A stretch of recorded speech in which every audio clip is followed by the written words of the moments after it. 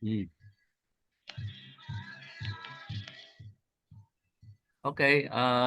good morning mga kapatid. Nagsimula na tayo. Ito yung ating 17th church service ngayong taon. At ito yung mga umattend last week sa online. So ito yung mga nag-online. Ito naman yung mga umattend sa center doon sa bahay. Medyo marami din. Yung iba hindi naka-attend eh. Alis yata yung kwan. Anyway, sana maulit yung face-to-face. Kung makakauwi kami, face-to-face uli yun. So, bilang remembrance o pag-alala kay Brother Albert Pangan na namatay, nag-post tayo dyan. So, in effect, binabati ko siya actually na katulad nung sa 2 Timothy, you have fought the good fight, finished the race, kept the faith. At sabi nga dito sa Timothy, ang reward niyan crown of righteousness, Yung righteousness kasi alam na natin katwiran 'yun, para makalapit at makanaig ang Diyos. So ang gantimpala niya actually maupo sa tabi ng kanyang ama, no? The right to sit in the presence of our Heavenly Father. So ililibing siya sa Wednesday, tama ba, ma'am? Thursday. Sa Thursday, sige. So ewan ko kung paano kami makakapunta doon. Subukan namin. Yan. Pag-pray na rin natin yung maayos na burol at libing ni Brother Albert. So, for this day, ang pagtutuunan natin ng pansin ay itong pagpapalakas ng ating pananampalataya at kaalaman na tayo nga ay mga anak ng Diyos. So ito yung pinaka-ubod, objective ng ating mensahe ngayon. I-mute mo muna lahat. May maingay. Ganun ba? Opo. Ayan o. Maingay.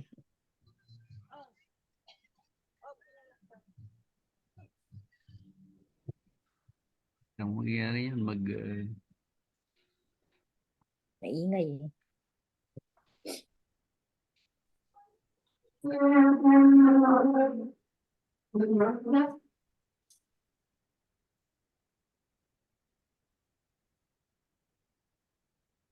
Hi, Sister Rosa.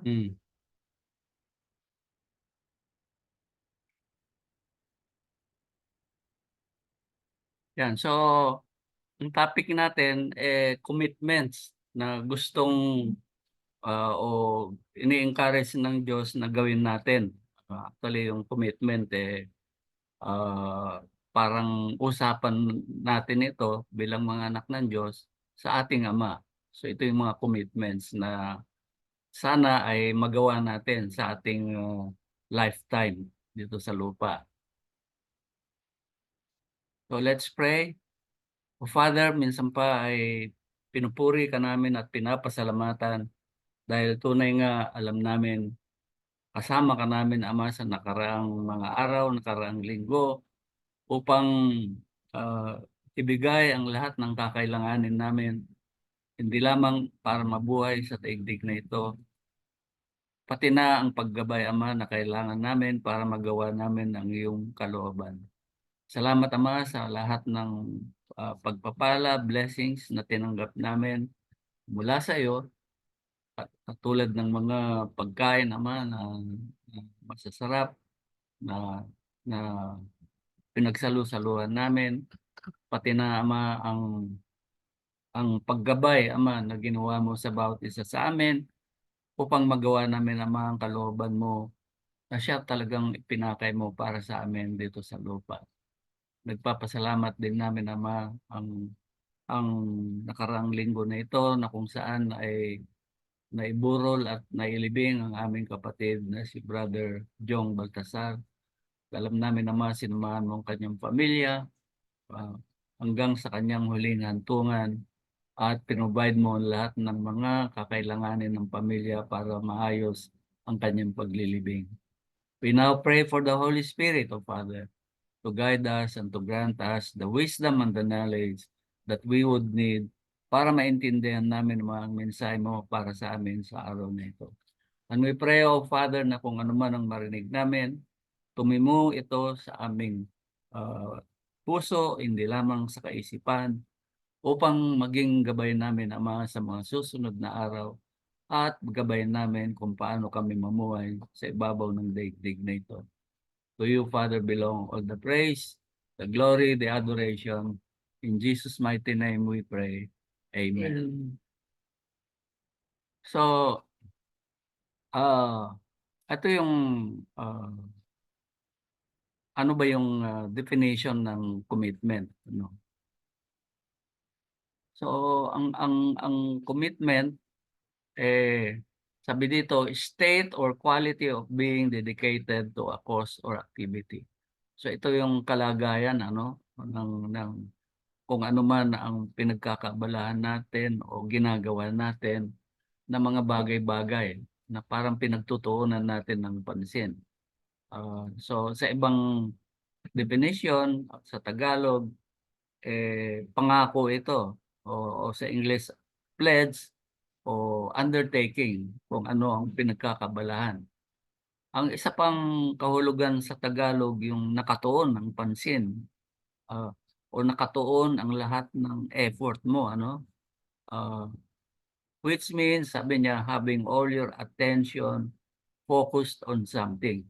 Kung ano yung something na yun, ito yung mga commitments na gusto ng Diyos na ipurso natin habang tayo ay nabubuhay sa daigdig na ito. So, commitment agreements din o pledges to do something in the future. So, kung wala pa kayong naiko-commit sa Panginoon o sa Diyos na gagawin para sa mga darating na araw, ito na yung simula niyan kung sakasakali.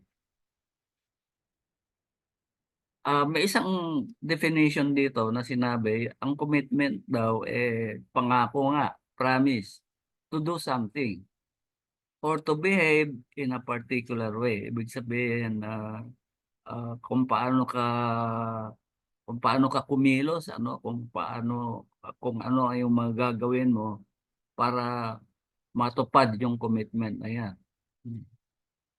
It's also a promise to support something. And then committing yourself to whatever pledges that you have made. So ito rin yung mga obligasyon, at lumalabas pag may obligasyon, pwedeng i-restrict nito yung tinatawag nilang freedom of action ng tao na gumagawa ng commitment. Anong ibig sabihin, no? Kung kunyari may binitawan ka na pangako, tapos may mga gawain ka ngayon na kontra doon sa ipinangako mo, of course, magdadalawang isip ka. So, in effect, nare-restrict yung kalayaan mo kasi limited ka na doon sa mga commitment o pangako na ginawa mo. Yun nga, commitment. Kanino ba ginagawa yung commitment na yan? No? Of course, ang pinag-uusapan dito, yung commitment natin o ipinapangako na gagawin sa ating Diyos Ama. Ito rin ang sabi ko nga, proof of relationship. Ito yung palatandaan na meron tayong personal na relasyon sa ating Amang Diyos. Kasi hindi ka gagawa ng commitment kung wala ka namang relasyon sa isang tao, di ba? Kunyari, yung ikakasal, commitment yun no? Kapag nag-asawa na yung dalawa, may commitment sila. At Ibig sabihin nun, pinagtibay nila yung personal na relasyon nung mag-asawa na ikakasal o magkasintahan. So marami yan, ano? Yung iba, pumapasok na lang sa sa marriage, ano, hindi nila alam yung mga commitments na kaakibat ng pag-aasawa.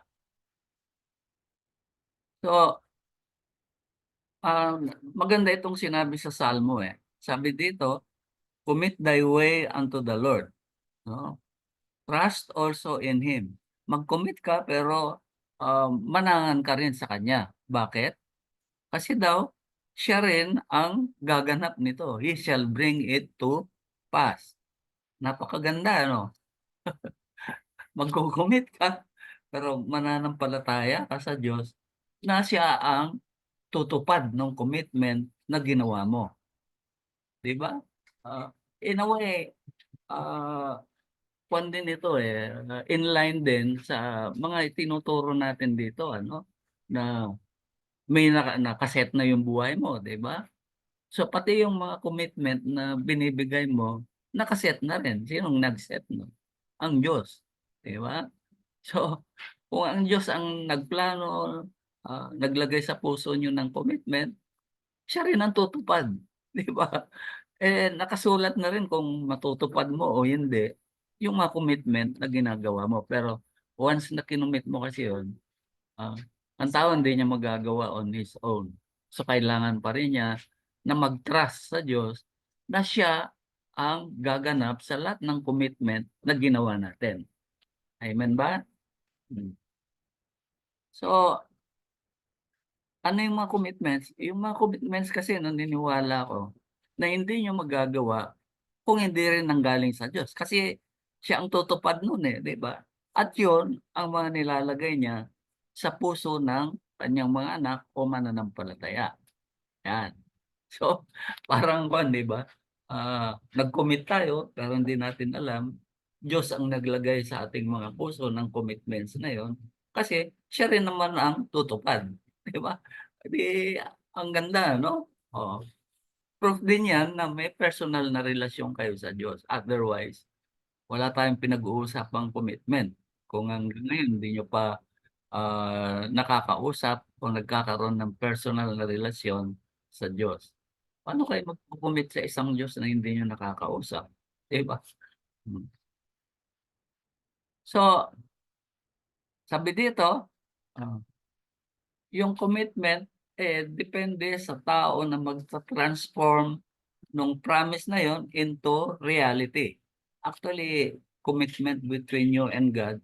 So, kayo parehas, no? Nilagay ng Diyos sa puso mo, ikaw ang gagawa, pero itinakda na rin ng Diyos kung matutupad mo o hindi yung mga commitment. Pero ako naniniwala, once nag-commit kayo, ah, at nabuhay sa puso nyo yan, magagawa nyo. Hindi dahil sa kalakasan nyo o kakayanan nyo, kung hindi, Diyos din ang gagawa o tutupad ng mga commitment na yon. Yan, paulit-ulit na po. Ah, So, ito yung mga commitments na ini-encourage tayo ng Diyos na gawin, ano? Sa tingin ko lang, ano? Hmm. Ah, sa First King sabi, may your hearts be fully committed to the Lord our God. So, anong ibig sabihin?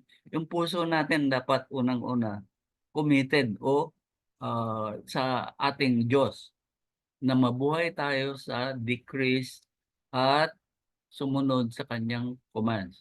Old Testament ito eh, di ba? Ngayon nasa New Testament na tayo, may at katulad nga ng sinabi natin last time, may sarili-sarili kayong ah, covenants o testaments na sinusunod, scripture ng buhay ninyo, ano? Hmm. So, we shall live by the decrees and obey His command. Yung mga commands, law of Moses yun eh. Ngayon, ang mga commands na yan ay yung boses ng Diyos na dapat naririnig ng mga nananampalataya sa Kanya at gumagawa ng commitment. Hmm. Yan. Unang commitment, Proverbs 3:3. Let love and faithfulness never leave you. Bind them around your neck, sabi dito, no? Write them on the tablet of your heart. Mm. So, ah, so yung love and faithfulness ay may kinalalaman sa Diyos. Love and faithfulness. Kanino? Di ba? Sa Diyos. Ah, so that, ang sabi, God will bend or stoop in kindness to you. Ito yung kadugtong ng Proverbs 3:3. An inferior and give you success. Hmm. So, sabi niya, ang sinasabi dito, ano, kadugtong ito ng 3:3 eh. Ang Diyos daw magpapakababa ah, bilang Diyos yan na nagpapakababa, ikaw na inferior. Hmm. At bibigyan ka ng success o katuparan ng mga kunyari ikino-commit mo sa kanya. Kaya nga sabi, 'di ba, ang Panginoong Hesus, Diyos na nagpakababa, nagkatawang tao, no? Para sa atin na kanyang mga napili.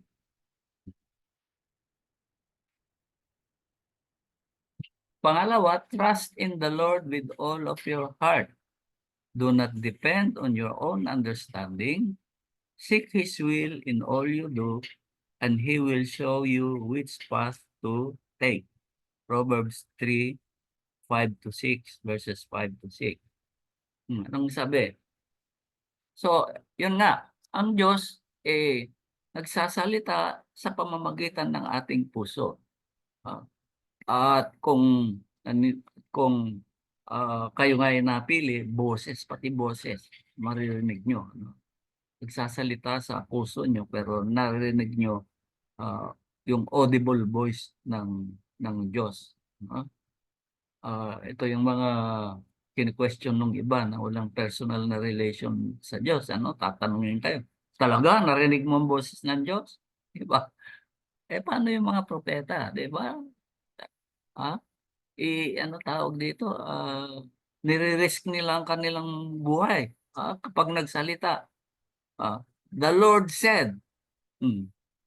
Tapos yung bibitawan nilang salita laban sa hari. Di ba? O laban sa kung kanino man.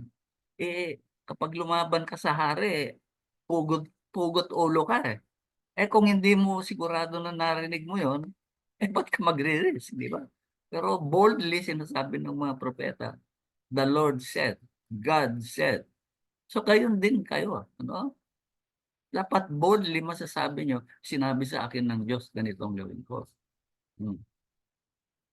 So trust in the Lord with all your heart. And then, acknowledge Him, sabi.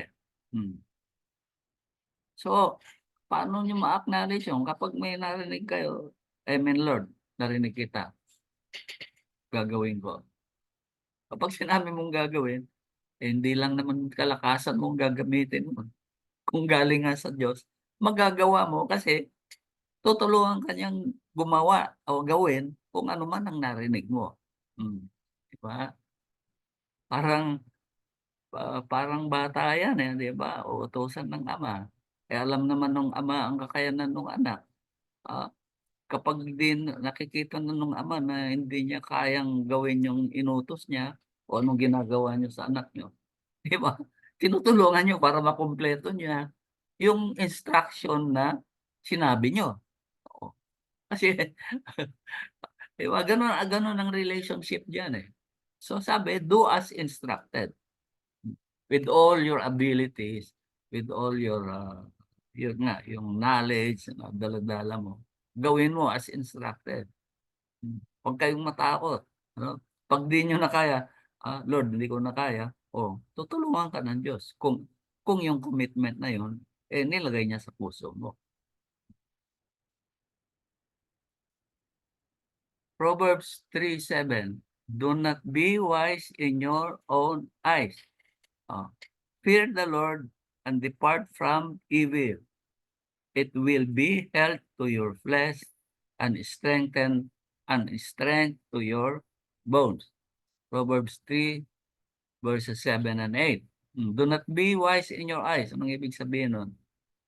Doon sa ibang version, sinabi, do not be shrewd. Ano yung shrewd? Tuso. Huwag kang maging, huwag kang magdunong-dunungan, di ba? Fear the Lord, sabi, and depart from evil. Ano yung evil? Depart from evil is to stop doing illegal acts. Diba sabi ni Lord sa mga kumakatok, go away, you evil doers. Ano yun? Nasa impyerno? Hindi. Anong ibig sabihin ng evil doers? Mga tao o mga mananampalataya na hindi nagpapaalam ng kanilang ginagawa. Kaya illegal. Bakit? Walang approval ng Diyos. Hindi naman sinabi ng Diyos. Kahit mabuti ang ginagawa nyo, kung hindi nanggaling sa Diyos, illegal yan, evil.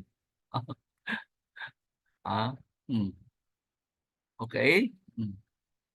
Verse 8, it shall be health to your flesh. Doon sa ibang version, sinabi, it shall be health to thy navel. Ano ba yung navel? Pusod, di ba? Ano ba yung pusod? Di ba yun ang dinadaanan ng nourishment ng bata? Yun ay magiging kalusugan ng iyong katawan, your flesh. And strength to your bones. Sa King James Version, and marrow to thy bones. Ano yung marrow?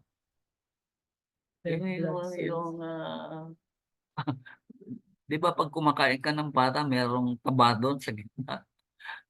Yun yung marrow. Ano bang ginagawa ng marrow?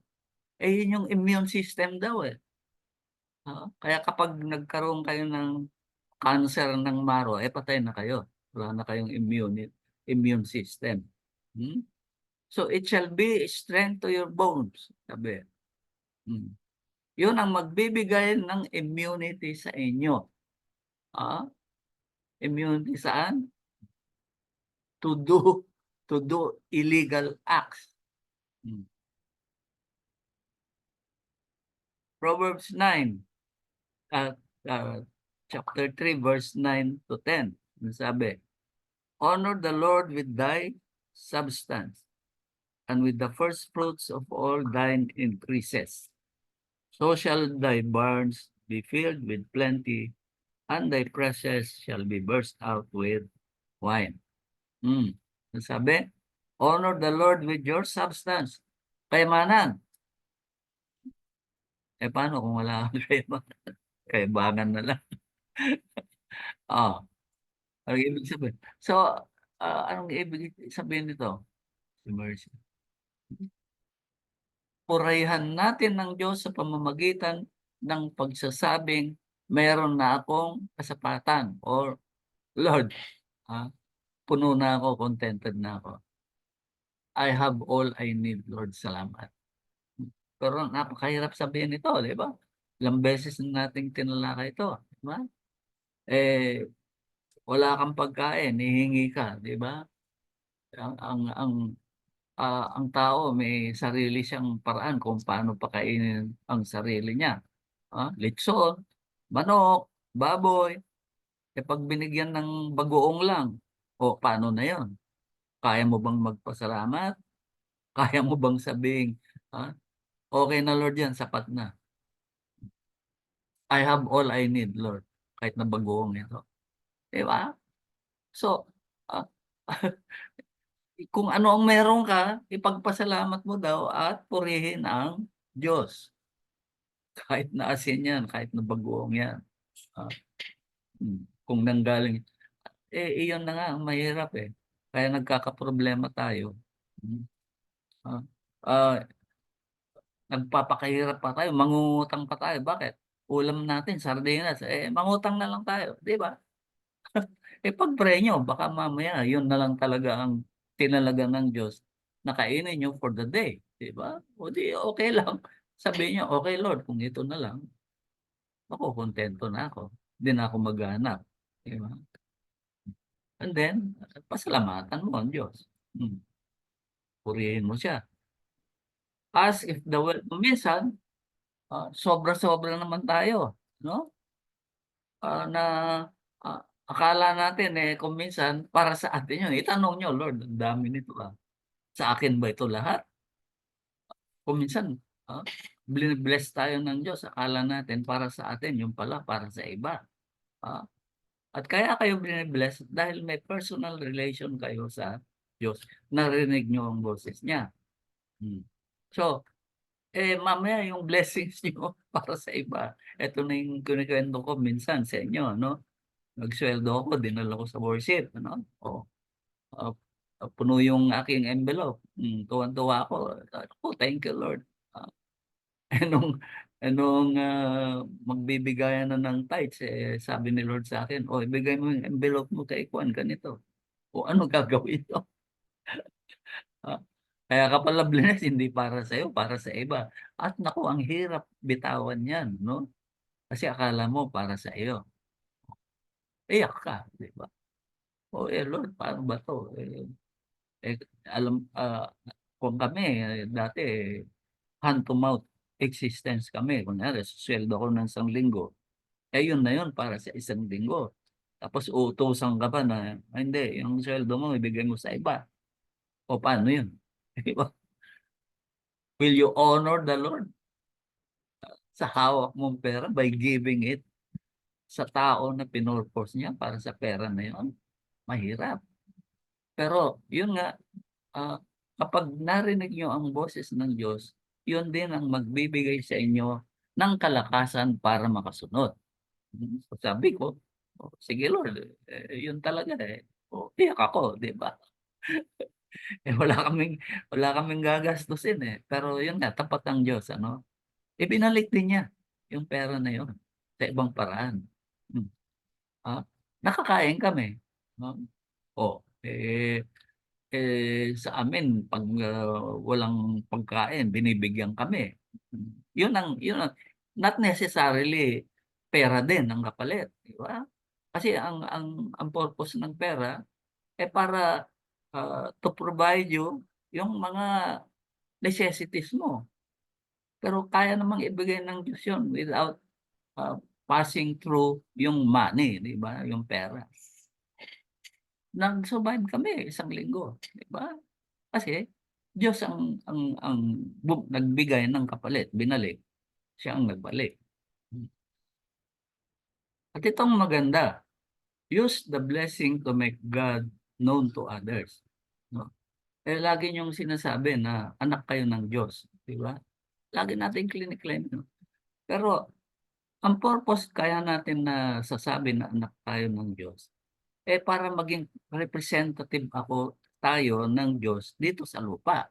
Hindi nila nakikita ng Diyos So, paano maipapakilala ng Diyos ang kanyang sarili kung hindi sa pamamagitan ng mga mananampalatayang sinasabi nilang anak sila ng Diyos, di ba?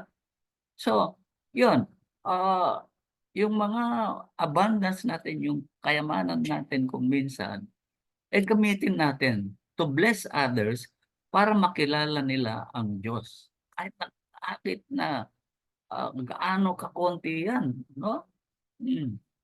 Sabi dito sa Hebrews, the Son is the radiance of God's glory and the exact expression of His nature. Sa ibang version sabi, exact expression of His character. So kapag sinabi yung anak kayo ng Diyos, dapat makita ng iba yung expression ng character na sinasabi na disapego. So, yan, ano? So, kapag sinabi niyong anak kayo ng Diyos, in-expect ng Diyos na kayo ang representative niya dito sa lupa. Kaya kung may blessings kayo, gamitin niyo ang blessings na yan to make God known sa iba. Kunyari,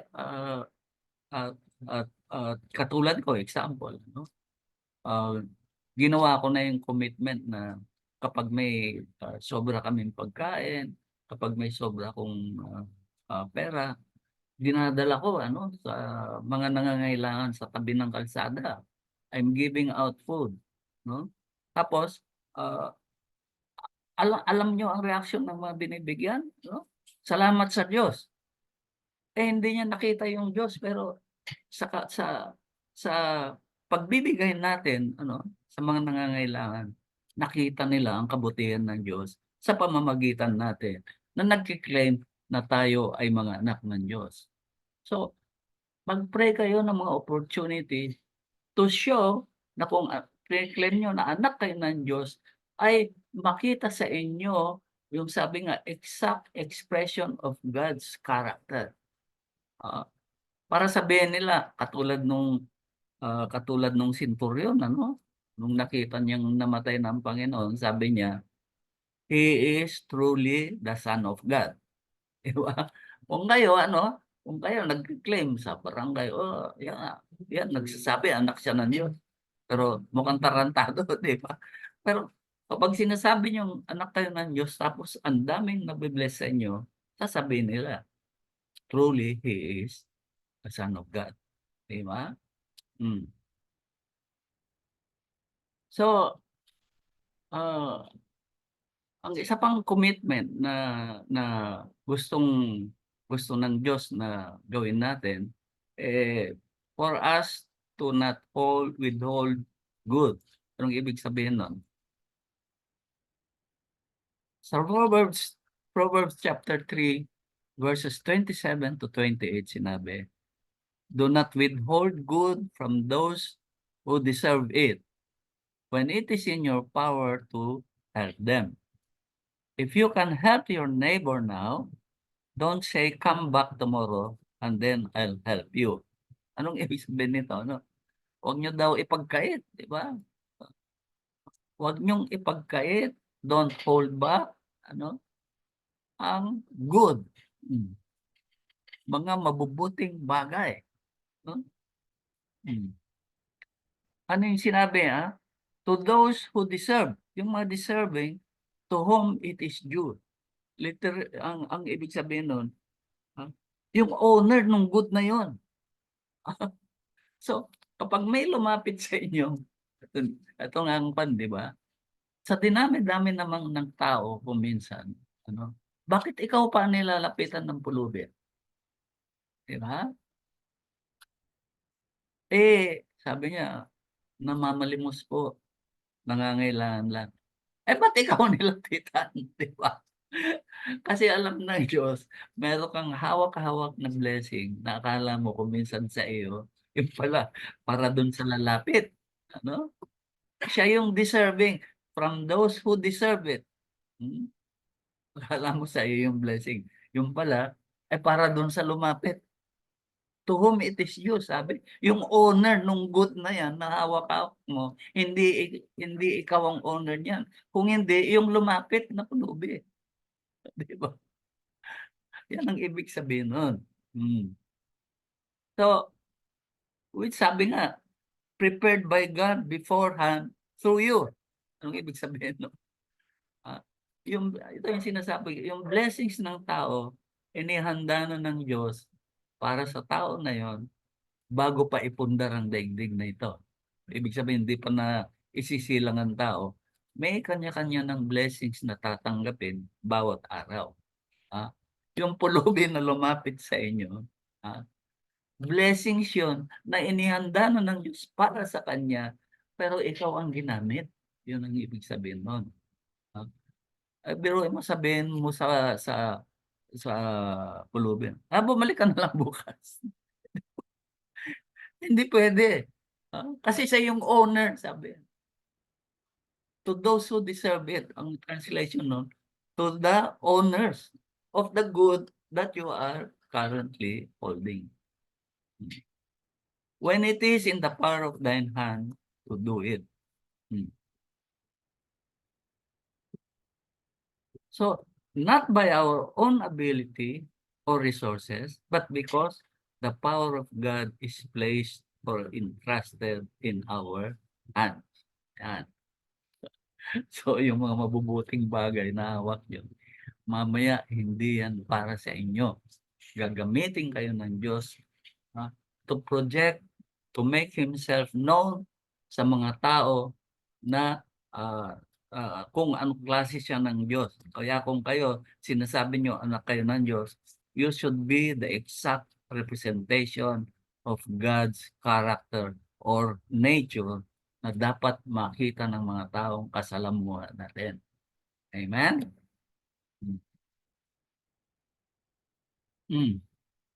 Matthew, no one is good but one, that is God. Ito yung sinasabi ko.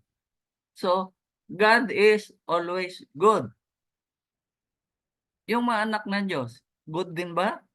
Dapat. Dapat, di ba? No one is good but one, that is God and His sons. Di ba? So, kapag sinabi nyo na kayo yung mga anak ng Diyos, good ba kayo palagi? Good kayo palagi. Ayun na nga, huwag niyong tanungin yung katabi niyo kasi sasabihin, ikaw, tsismosa ka eh. Ikaw, asenggo ka eh. Di ba? Yun din naman ang sinabi sa Panginoon. Sabi ng mga Pariseo, claim niya, anak siya ng Diyos. Kung nga yan eh. Glutton, di ba? Masiba. O ano pa? Wine bibber yan eh. Lasenggo. O. Pero sa totoo, anak siya ng Diyos. Sinless siya. Nadi sa pigo. Sinless siya from the beginning. So ang mga anak, sinless sa mata niya. Anak eh. Kung anak kayo ng Diyos, katulad ng Diyos, sinless kayo from the beginning. At good kayo palagi sa mata ng inyong amang Diyos. No one is good but God and His sons, if you claim to be a son of God. So, yun nga, sometimes you are being blessed for us to bless others. Bantayan nyo, ano? Kung minsan naiinis kayo pag may pulubi, may kumakatok sa pinto nyo. Abay, magtanong kayo sa Diyos. Hindi naman lahat ng kumakatok dapat niyong bigyan. Magtanong kayo, di ba? Ito na yung example ko na may may pulubi, ano? Ang sama ng suot. Kumatok sa pinto. Sabi ko, bigyan ko ba Lord? Sabi niya, wag. Bakit? Lulustayin lang yan ang pera. Di ba? Hindi ko binigyan. Minsan naman may kumatok. Maganda ang damit. Namamalimos. Sabi ko, hindi ko bibigyan to. Mukhang mayaman eh. Sabi ni Lord, bigyan mo. Bakit? Pinadala ko yan sa iyo. Nangangailangan yan. So, anong ibig sabihin nito? Wala sa pagtingin ng tao ang magbigay o hindi. Kung hindi, kung ano ang narinig nyo sa inyong amang Diyos. It is between you and your God. Always yan. Kung nasa iyong poder ang kanyang kailangan, sabi, huwag nang sasabing bumalik ka bukas, ibibigay. Bumalik ka, bukas ko ibibigay. Wala. Pag ganyan ang attitude nyo, ayun nga. Inaakala nyo sa inyo yung good. Hindi nga sa inyo eh. May nag-aari ng mga kuminsan may mga may-ari na ng mga blessings na hawak ninyo. Yun nga. Tapos sabi, you shall not covet thy neighbor's good. Diba? Huwag mong pagangarin. Huwag mong pagangarin. Yung mga bagay-bagay na itinalaga ng Diyos para sa ibang tao. Yun ang ibig sabihin. Sino nga ba yung neighbor niyo? Yun yung tanong nga, di ba? Who is my neighbor? Sino yun? Sa Good Samaritan, di ba? Sino yung neighbor? Yung anak ng Diyos, ang neighbor mo. Yung mga nag-claim na mga anak ng Diyos, na kapatid mo, yan ang mga neighbor mo. Who is my neighbor? Yun yung tanong nun. Ano pa? Do not despise the Lord's discipline. Ito ang matindi ngayon. Kasi yung klase ng pamumuhay sa daigdig nagbabago, di ba? Sabi dito, my son, despise not the chastening of the Lord, neither be weary of his correction. For whom the Lord loves, he corrected, even as a father the son, and even as a father the son in whom he delights. Saan galing? Ay, hindi ko yata nakuha yung verse, number. Yung despise, wag daw ninyong maliitin. Wag niyong maliitin yung chastening of the Lord, yung pagdidisiplina. Yung nilagay ko dito, yung disiplina may kasamang punishment. Pero yun nga, yung sinasabi ko, nagbabago yung klase ng pamumuhay sa mundong ito. Ang mga bata, bawal ng paluin. Walang punishment. Sa Amerika nga, pag pinalo mo ang bata, pwede siyang tumawag sa 911 at ipakulong kayo. Maltreatment. Ganyan. Kaya ngayon, tingnan nyo kung paano lumaki ang mga bata sa Amerika. Walang disiplina. Hindi nakakatikim ng palo. Bawal eh. Kaya mapalad ang Pilipinas. Pag nagkamali ang anak, palo. Lalo na kapag ang lahi nyo, lahi ng Swahili. Yung palo talaga, malaking epekto sa pagdidisiplina. Hindi pwedeng magkamali ang Diyos eh. Mukhang hindi pwedeng pag-iwalayin yung pagdidisiplina sa punishment. Ang sabi, be wary of his correction. Huwag baliwalain ang pagtutuwid. Naka-address ito sa anak, my son.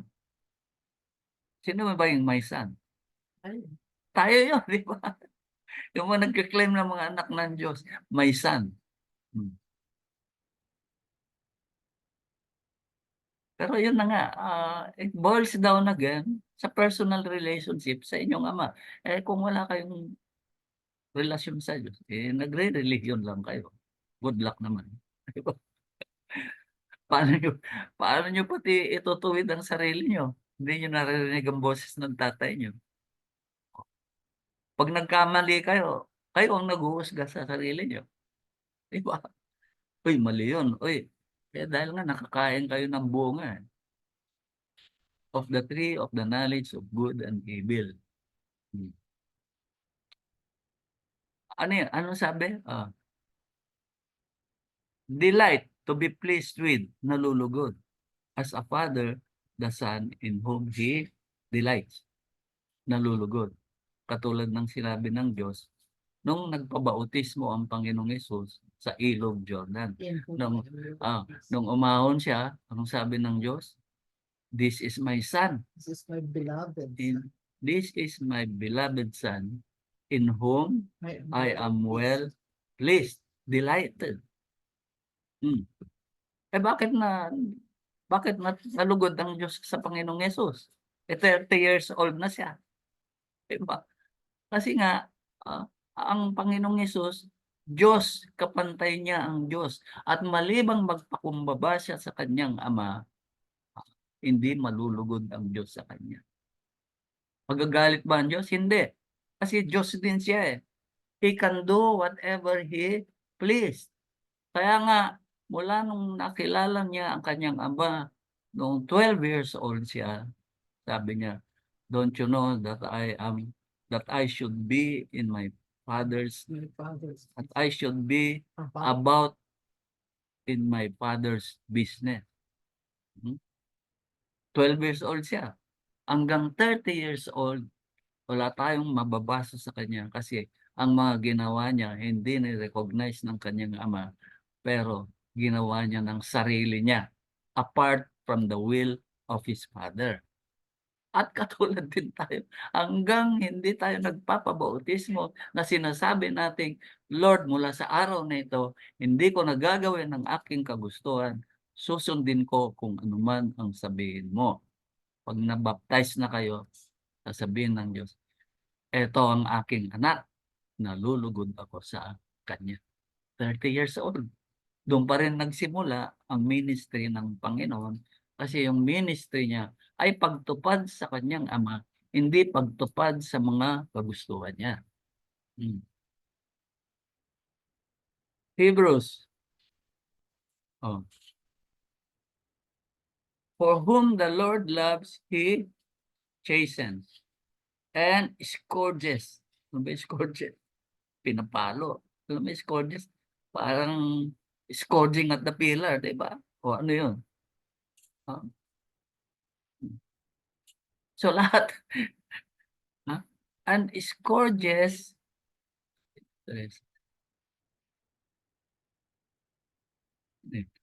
scourges every son whom he receives.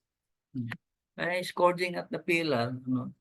Tinanggap na ng Panginoon ang lahat ng latigo na dapat na tanggapin natin.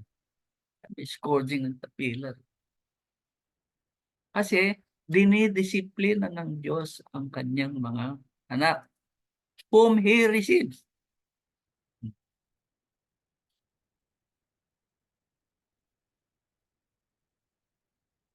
If the Lord does not correct us, then He does not care for us, nor He considers us as His child. Kaya nga, kung tignan nyo yung mga anak nyo, kapag di nyo kinokorek, di ba? Baliwala sa inyo, anong magiging ano siya? Di ba? Oh. Tapos, pag nakapatayan, kapag may ginawang kalokohan, sasabihin nila, ay, mana sa ama. Di ba? Bakit? Hindi dinisiplina eh. Pero kung tayo dinidisiplina ng ating amang Diyos, aayos tayo. At sasabihin ng mga tao, truly, He is a Son of God. Diba? Hmm. Eh wala nang paluan eh, di ba? Sabi dito, whoever spares the rod hates his son. Ibig sabihin nun, kapag di nyo daw pinapalong inyong anak, kinamumuhian nyo siya. Ah, tama ba yun? Oo, kasi pag di nyo kinorek, lalaking tarantado, kawawa yung bata, makukulong. Hmm. Ibig sabihin nun, kinamumuhian nyo, pinabayaan nyo. Kaya kapag ang tao hindi na kinokorek ng Diyos, kawawa siya. Ibig sabihin, hindi siya napili. Ibig sabihin, hindi siya anak. Kaya kayo nagsasabi, kayo yung mga anak ng Diyos, pero ayaw nyo magpadisiplina sa inyong amang Diyos. Peke kayo. Diba? Hindi kayo anak. Anak kayo ng tatay nyo. Hindi ng Diyos.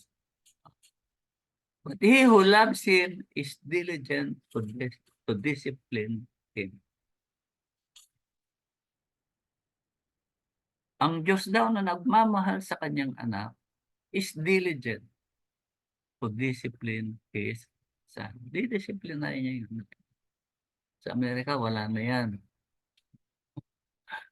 Minsan nga, pinagtatalunan nga yung school na ang nagtuturo kung ano ang tama o mali sa inyong mga anak. Love and discipline are inseparable pair. Magkasama palagi yan. O sino yung may mga anak sa atin?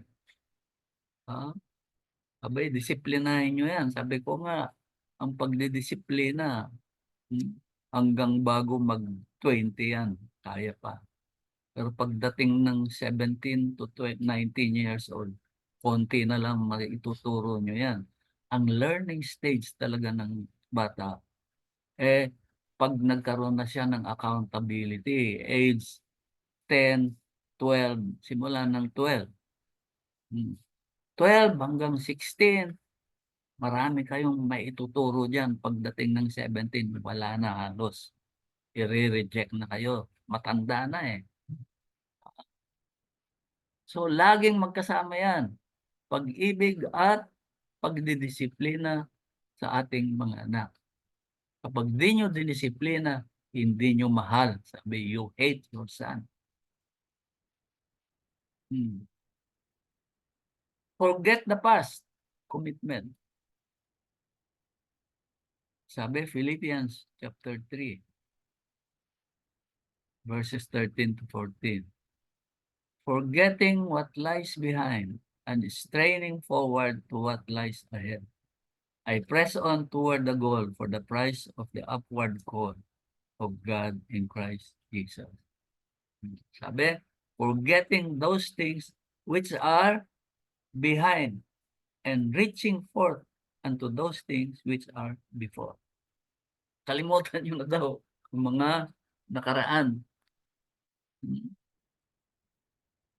And reaching forth sa mga bagay-bagay na nasa kinabukasan o harap natin.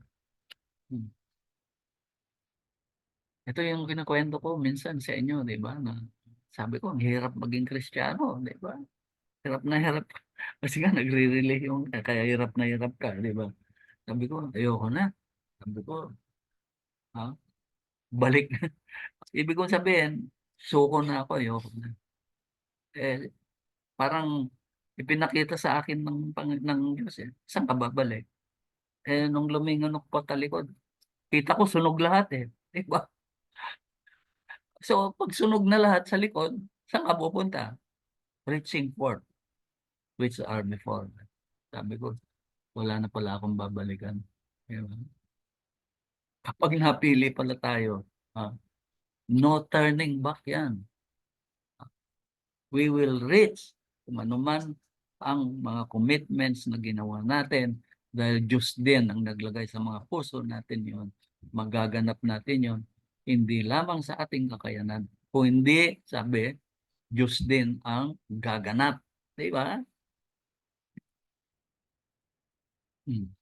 Yung past or behind, kasama dyan yung mga failures nyo, mga successes, joys and sorrows. Pero kung minsan, ito nga ang pinagtataka ko din. Kapag, kapag kung minsan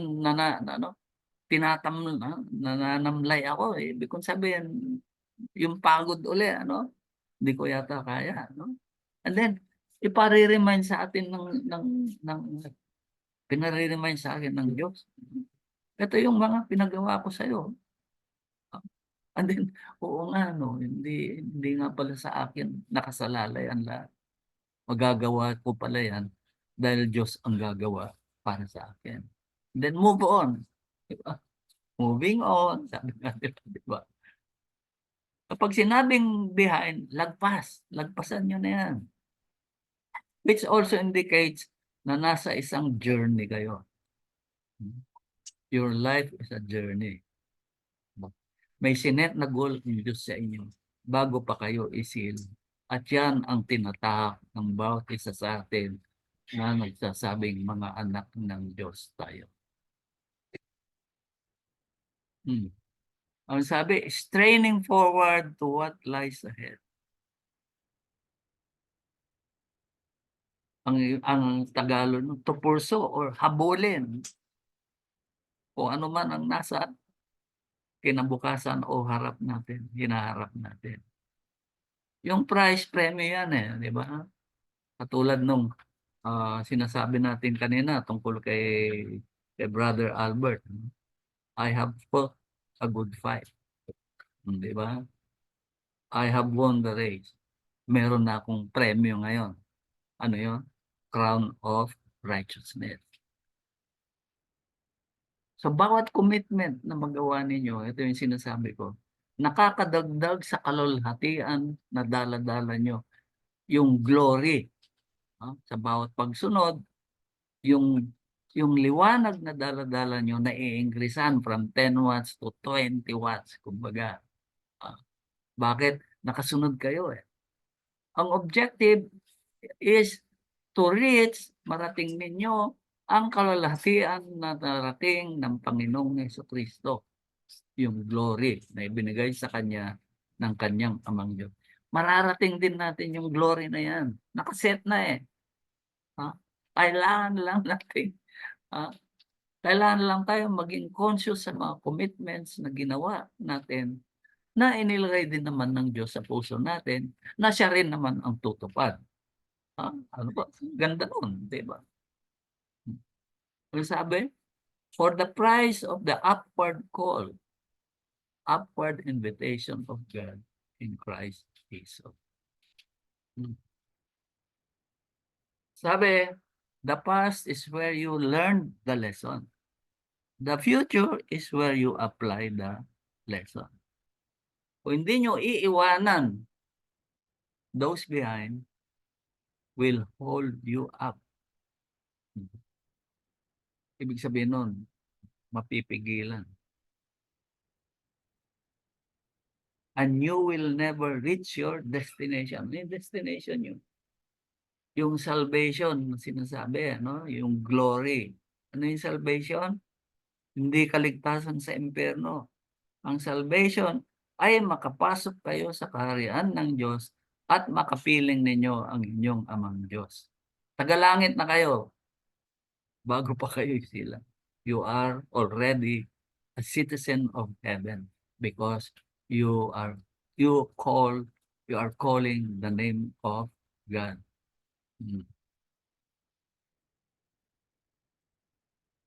To give up your grudges. Yan. Ano ba yung grudges? Anong Tagalog ng grudges? Hinaing ba? Reklamo. Grudges are a waste of perfect happiness, sabi. Laugh when you can. Apologize when you should. And let go of what you cannot change. Tama naman. Di ba? Ano ba yung... Ito daw a grudge is a deep, ongoing resentment that we cultivate in our hearts against someone else. Ano ba ito? Mga tampo ba? Pagtampo, yan. Resentment. Marami ba kayo niyan? Tampo. So ito, yung mga grudges destroy marriage, break up families, ruin friendship, split churches. Pati simbahan apektado ko minsan. Pero, ewan ko, wala yata akong natatandaan na split sa ating simbahan. Meron ba, ma'am? Wala akong matandaan eh. Praise God. Destroy marriages. Yan. Ayoko na. Yan ang epekto niyan. Alam nyo na ang ibig sabihin nun. Si Oliver. Nicholas. Nandiyan na ba kanina? Ano sabi? Anger makes you smaller, while forgiveness forces you to grow beyond what you were. Yan. Sabi ni Cherry Carter Scott. Colossians chapter 3 verse 13. Ano sabi? Bear with each other and forgive one another if any of you has a grievance against someone. Forgive as the Lord forgave you. Colossians chapter 3 verse 13. Ang sabi? Forbearing, sa ibang version sabi, forbearing and forgiving one another. Ang ibig sabihin nun? Magpalagpasan, magpasensyahan, at magpatawaran. Yan ang sinasabi ng Colossian. Yung grievance o quarrel, ito yung difference o complaint, di ba? Kunyari, may tampo kayo sa iba, nagko-complain kayo, di ba? Siya, ganito, di ba? Ayan, marami, di ba? Hindi nawawala yan. Pero ang sabi ng Panginoon, kukomunyon pa ba tayo? Oh, last Sunday, natuwa nga ako kasi we had the opportunity to share nga yung communion, no? Face to face tayo last Sunday. Sabi sa Matthew, therefore, if you are presenting your offering at the altar, and there remember that your brother has something against you, anong ibig sabihin nito? Kapag kayo ay lumalapit sa altar, usually magko-communion yan di ba? Tapos magbibigay ng love gift. So magbibigay ka ng love gift mo sa altar, tapos naalala mo, ano sabi? Your brother has something against you. Ibig sabihin nun, hindi hindi ikaw may kasalanan. Pero naalala mo, yung kapatid mo merong tampo sa iyo, something against you. Tandaan nyo, hindi kayo ang may kasalanan dito. Anong sabi? Leave your offering therefore there before the altar and go. First, be reconciled to your brother, and then come and present your offering. Hirap yata nun. Nasa church ka na, tapos naalala mo, sabi, leave your offering. Ibig sabihin, oy, saka ka na mag-offer.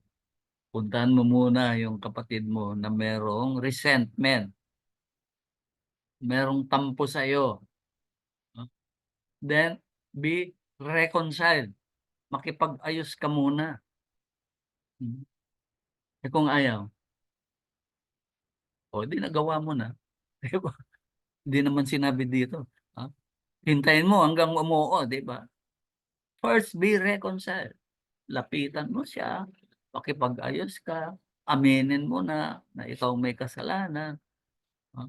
Ngayon kung ayaw pa, nasunod mo na ang Panginoon.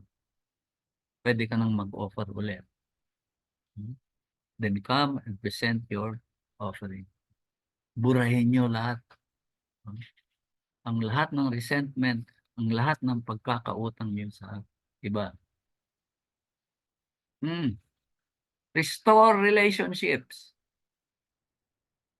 Romans, if it is possible, as far as it depends on you, live at peace with everyone. Sabi, ang importante dyan, as far as it depends on you. Kung hawak nyo din man lang, kung nasa kamay din nyo man lang, mamuhay kayo ng mapayapa sa lahat.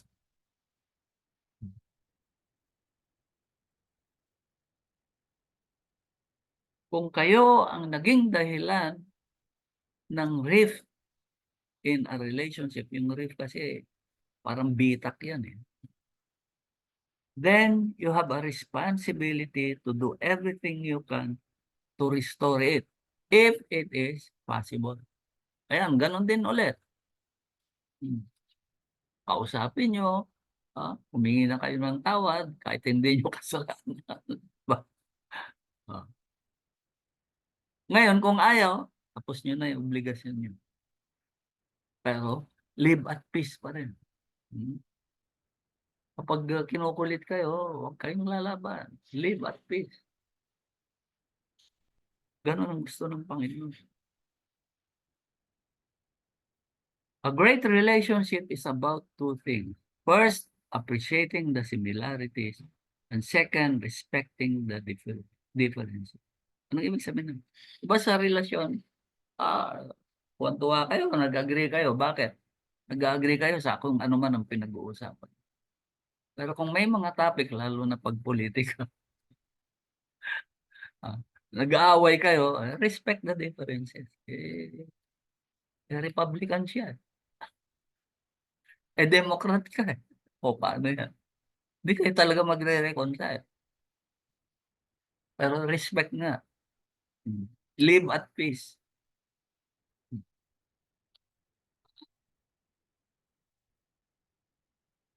At ito includes asking for forgiveness and apologizing. Ano ba yung apologize? Apologizing does not always mean that you are wrong. Hindi ibig sabihin pag nag-apologize ka, hindi ibig sabihin ikaw ang mali. And the other person is right. Ibig lang sabihin yan, you value your relationship more than your ego. Ano ibig sabihin? Mas mahalaga ang relationship ninyo ng kaibigan mo o ng taong yun kaysa pride ninyo. Kainin nyo na yung pride nyo. Yung iba ayaw masaktan, no? Ayaw masugatan ng pride. Kumain na lang kayong fried chicken. Ano sabi? Pagpapatawad. Forgiveness. Then came Peter to him and said, Lord, how oft shall my brother sin against? Ilang beses ba dapat magkasala ang aking kapatid sa akin? At I forgive him. Till 7 times. Sabi ng Panginoon, I say unto thee, until 7 times, but until 70 times 7. Hindi lang 7 times, sabi ng Panginoon. Kung hindi, 70 times 7. Alam niyo naman yung 7 perfect number. Yung 70 times 7, ang significance nito, hanggang muling pagbabalik ng Panginoon. Yan ang sinasabi niya. Malamang hindi natin abutin yung second coming. Mararapture tayo eh. Pero habang nabubuhay tayo, pag may nagkasala sa atin, forgive. Huwag kayong magbilang. Uy, nakakatatlo ka na. Sa susunod, upakan na kita. Diba? Are you talking to me? Diba? Ito, pag umulit pa ito, talaga, hindi ko na siya pagbibigyan. Ano sabi ni Lord? Hindi lang 7 beses. Kayo nga, 3 beses lang eh. Makakadalawa ka na. Susunod, upakan na kita.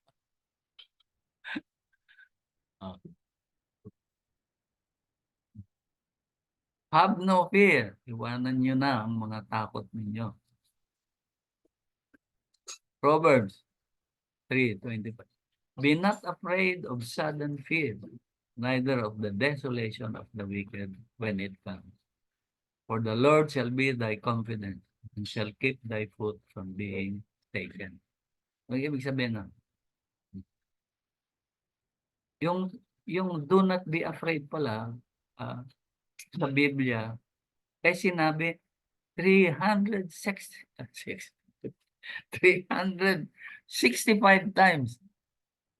Ilan ang days in a year? 365, di ba? Reminder daw yan from God to live every day na hindi kayo, na at peace kayo, hindi kayo natatakot. Gulat ako din 365. Do not be afraid. Yung bang translation, do not be frightened. Sa Tagalog, huwag kayong mahintakutan. Tama ba yun? Yung sudden fear, yung biglang dating, no? Nung object of your fear. Minsan biglang ninenervous kayo. Kasi meron kayong naisip na sa inyong sarili nakakatakot. Di ba? Example, alala nyo, darating si Bombay maniningil. Sudden fear. Yun ang object of your fear. Yung iba, yung sudden fear, pag na-diagnose sila, may sakit sila na nakakatakot. Yung pala, berdugo lang. Vertigo pala. Berdugo. Vertigo lang pala. No? Pero kailangan mo ma-hospital. Takot ka. Na nahihilo ka, nagsusuka ka, hindi mo alam kung bakit, wala ka namang high blood, wala ka namang sugar. Pa-ospital ka na. Yun pala, kuwan lang, berdugo, vertigo. Ano yung desolation, devastation, yung kumbaga yung hampas ng bagyo, di ba? Ah, alam niyo yung epekto ng hampas ng bagyo? Sira lahat, devastated.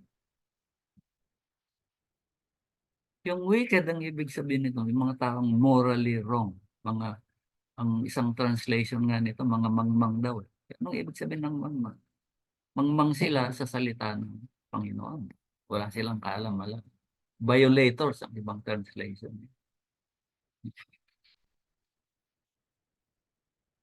Ano bang kinakatakutan natin?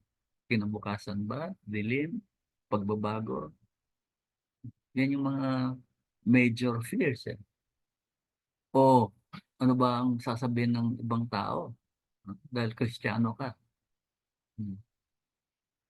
Hindi ka na born again. Burn again ka. Nakabilang ka sa minority. Ibig sabihin, no? Mas mababa ka, second class citizen ka kaysa sa iba. So kung ano man yan, sabi, hindi hahayaan ng Diyos na masabitag na masilo kayo sa bitag na yan. Ito yung sinasabi.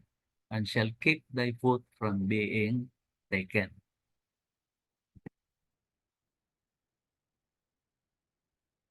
Timothy, God has not given us a spirit of fear, but of power and love and a sound mind. So ito yung kung paano yung ma-overcome yung takot na yan. Ano daw?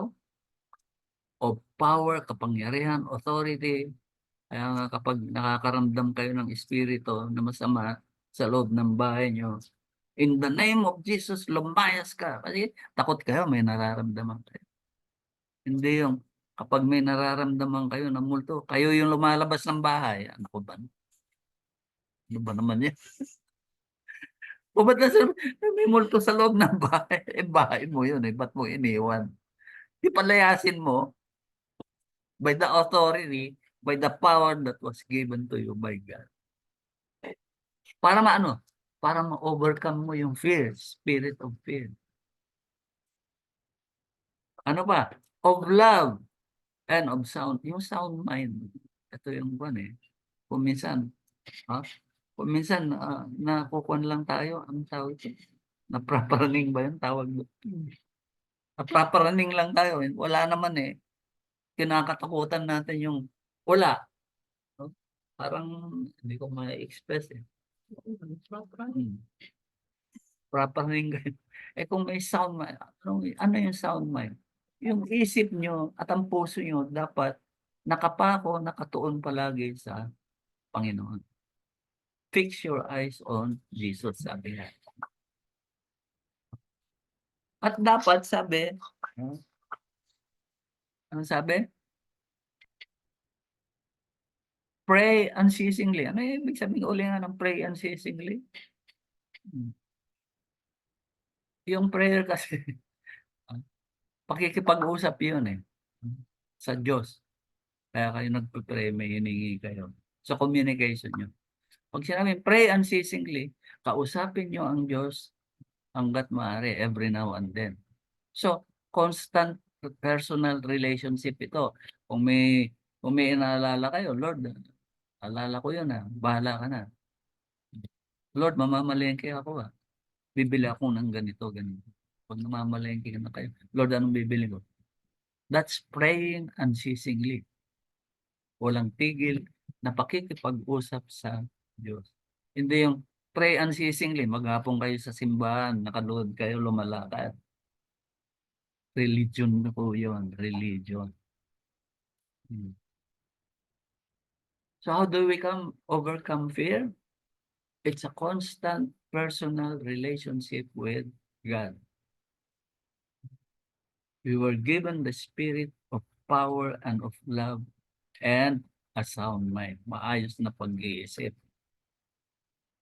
Yan ang makaka-overcome ng takot. Last slide. Oras na. Our commitment to God can't be fleeting. It has to be sustained in other words, lifelong. Hindi panandalian ang mga pangako natin sa Diyos. Lifelong daw habang kayo ay nabubuhay.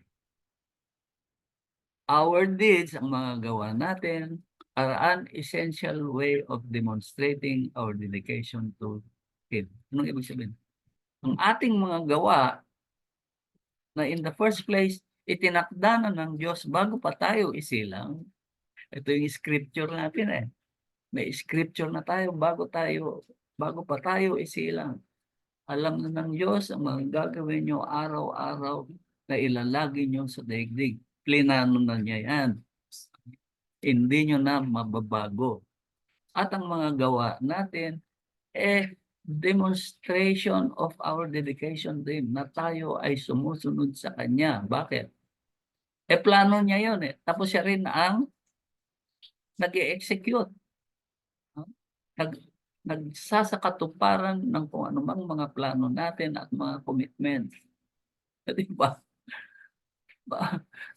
Napakagandang buhay naman yun. Magkukumit ka, yung pala galing sa Diyos, tapos gagawa ka, yung pala alam na ng Diyos na magagawa mo dahil siya rin ang gagawa. Diba? Mag-commit na tayo ng mag-commit, di ba? Kung anong ilagay sa atin ng puso. Yung puso ninyo. Hindi, kapag nagre-religion po kayo, commitment, ito, bla bla bla bla bla bla. Hindi nyo tinanong sa Diyos. Parang yun nga, New Year's resolution. Ito na yung aking New Year's resolution. Teka, yung mga resolution mo, hindi naman parte ng mga commitment na inihandaan ng Diyos na gagawin mo sa daigdig. Di ba? Kaya ang New Year's resolution, good luck na lang. Pero ito naman ang akin, kapag kayo ay napili, kahit nagre-religion kayo, wala kayong relasyon sa Diyos, kapag kayo ay napili, anuman ang planuhin nyo, malamang aayon sa plano ng Diyos. Napili kayo eh. Diba? Malalaman nyo naman yan. Kaya kapag wala kayong relasyon sa Diyos, nagplano kayo, hindi natupad, frustrated kayo, iyak kayo, galit kayo sa lahat ng tao. Hindi naganap eh. Paano magaganap? Hindi parte ng plano ng Diyos. Hindi parte ng mga commitments na inihanda ng Diyos para sa iyo. Diba? Last slide. Whatever you do, whether in word or deed, do it all in the name of the Lord Jesus. Anong pangalan ng Panginoon? The Christ. Diba? Apelyido. Yung name kasi apelyido yan eh. So, anak ba kayo ng Diyos? Amen. Kapatid nyo ba ang Panginoong Hesus? Amen. So, ano ang apelyido nyo kung kapatid nyo ang Panginoong Hesus at anak kayo ng Diyos? You are a Christ, a son of the living God. Ano yung do it all in the name of Jesus? Para bagang yung pangalan ng Panginoon, kukunin mo, i-apply mo, hindi. Do it all in the name of the Lord Jesus Christ. Naniniwala kayo na kayo'y anak ng Diyos at daladala nyo ang apelyidong the Christ, a son of the living God. Kaya kapag kayo nagsalita, kapag kayo ay gumawa, ginagawa nyo kasi ang apelyido nyo, Christ. Kumbaga, katulad ko, ginagawa ko ang lahat kasi ang apelyido ko, Benito. Diba? Yun ang ibig sabihin. And lahat ng salita nyo, naset na pati. Lahat ng gagawin nyo, naset na. Bakit? May scripture kayo na itinalaga ng Diyos bago pa kayo isilang. That's why you have to give thanks to God, your Father, through the Lord Christ Jesus. na siyang firstborn, panganay. Firstborn of firstborn among many brothers. Lahat ba kapatid ng Panginoon? Hindi. Firstborn among many. Hindi lahat. Anak ba kayo ng Diyos? Amen. Kasama kayo sa many.